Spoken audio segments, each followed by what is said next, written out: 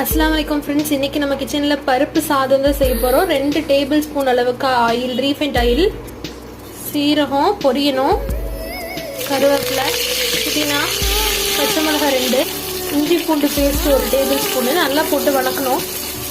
தக்காளி, பல்லாரி வெங்காயம்,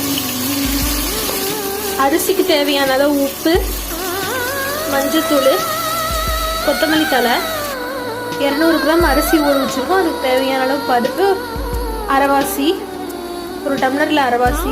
இப்போ மசாலா நல்லா வணங்கிடுச்சு. இதில் அரிசிக்கு தேவையான அளவு தண்ணி எடுத்துக்கலாம். 200 கிராம் டம்ளரில் அரிசி போட்டிருக்கனால அந்த 1 டம்ளரில் 2 டம்ளர் அரிசி தண்ணி சேர்த்துக்கணும்.